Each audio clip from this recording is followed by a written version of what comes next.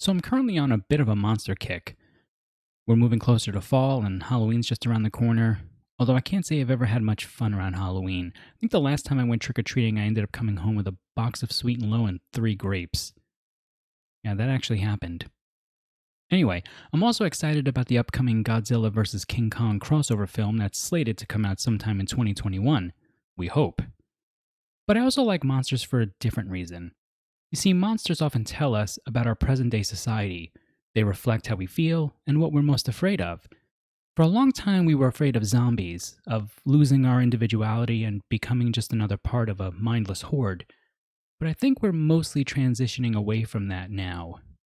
We seem to be currently establishing our fears within the sphere of the Titan monster, large creatures who inflict chaotic destruction on us. Now, before we can talk a bit about the importance of Kong Skull Island and how it helped to restore the king ape to the status of Titan monster, we need to understand what a Titan monster actually is and how it functions in our film culture. Now, I mentioned that Titan monsters tend to bring chaotic destruction upon us. This chaotic destruction can usually be broken down into three main forms: chaotic neutral, meaning that their intentions are not based on a conscious decision of inflicting punishment, nor are they interested in bringing about our redemption. Chaotic evil, these titans see destruction as a show of authority. They assert their will because they believe we're unworthy of our existence. And finally, chaotic good. For these titans, destruction is a byproduct of bringing about restoration and redemption to humans in the natural world. In either of these three forms, we experience a type of judgment that prompts us to question why they're here and what we've done to deserve their presence among us. When executed well, the Titan Monster movie imbues within us a spirit of collectivism, moving our thoughts toward human empowerment. When executed poorly, these films tend to bring anger and resentment, a hopelessness that leaves us feeling unworthy of salvation, pushing us ever more closer toward individualism over the collective good. With this background in mind, we can begin to see that these Titan films can actually serve quite an important role within our culture, when done well. The original 1933 King Kong film is still one of the best examples of a Titan monster movie done well. It offers a level of complexity that is often glossed over by many of the films that follow it, with the exception of the original Gojira of 1954 and the Americanized Godzilla, King of the Monsters of 1956. We'll talk about Godzilla in another episode. The 1933 King Kong gave us a fairly stern warning about how we as humans view our place in the world against the forces of nature, ultimately concluding that the more we attempt to own and control forces beyond our ken, the more we actually lose control and invite Titan destruction. But that's a fairly obvious reading. I'd like to also talk about another theme in the film that still prompts reflection in me today. The 1933 Kong showcases a blatant disregard for the value of the human being. It highlights how easily we choose to sacrifice each other, and it's not just the native islanders who do so. We often sacrifice each other for the potential promise of getting money, power, and authority. We salivate for the opportunity to become Titan monsters, to reign over each other like gods. It's why we have the term a Titan of industry. Now, another reason why the Kong 1933 film works so well as a Titan monster template is the way in which it establishes not simply our own vulnerabilities as humans, but Kong's vulnerability as well. Titan monsters can be beaten, just like Zeus and the other gods were able to beat back the original Titans in Greek mythology. Kong is not a god, even though people on the island treat him like one. When he fights the T-Rex, he almost loses.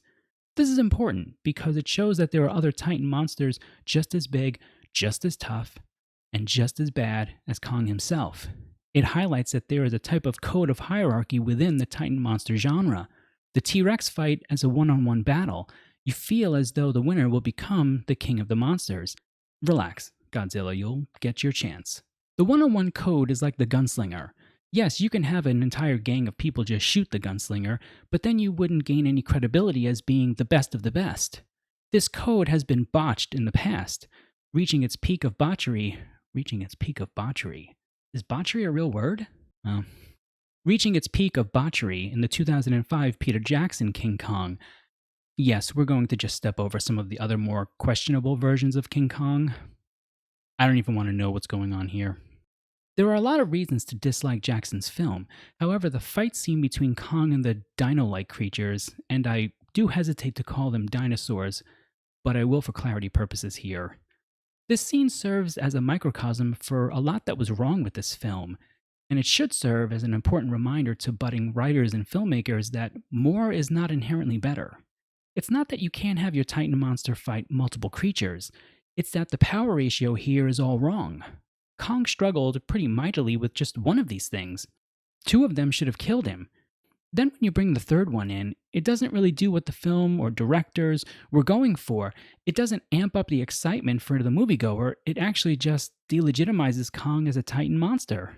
It reveals to the audience that if there were only one more dinosaur of this type, Kong would be dead. So, why isn't he? Are you telling me that there are only three of these creatures? There are only the exact number of dinosaurs that Kong can handle? All that fight scene does is prove that these dinosaurs are essentially the kings of the island. I mean, they can certainly kill Kong if you got enough of them together. If we had been left with this 2005 version of Kong from Peter Jackson, there would be no contest as to who would win between the King of the Apes and Godzilla. It would be like Godzilla versus Bambi. This is why Kong Skull Island is so important. It reestablishes Kong as a legitimate Titan monster in an ecosphere that supports Titan monster rules. Now, you might be thinking, Joe, you handsomely flawed bastion of good vibes, are you forgetting that Kong fought multiple lizard things in Skull Island as well? Good point, viewer. However, if you look back at that fight, there was never any doubt that Kong was king. He didn't struggle with them at all. I'm pretty sure I've struggled more than that just trying to put together an IKEA table. There was one kind of lizard who was bigger and badder than all the rest of them, and this was a Titan monster. And when Kong beats the Titan Lizard King, he establishes himself as the top of the heap of Skull Island. It raises the level of Kong to the appropriate place for a matchup with Godzilla. Now, it's my belief that we'll continue to get more and more of these Titan monster films over the coming years, because we believe that we're in need of a type of judgment. However, as dark as that may sound, in that yearning for judgment is the hope for redemption. The belief that we as a species are still worthy of doing great things, and that we simply need to be reminded of the great good that we can accomplish when we work together as a collective species. Deep down, we know that the further we get from any kind of unified vision of humanity, the closer we get to extinction. Now, it may not be from a rogue asteroid, a zombie virus, or an actual Titan monster, but there's always this fear within us of losing our collective humanity, of losing that which makes us human. So, when you watch the next big Titan monster film, hopefully it's Kong vs. Godzilla, let's all root for the good guy. Let's root for us.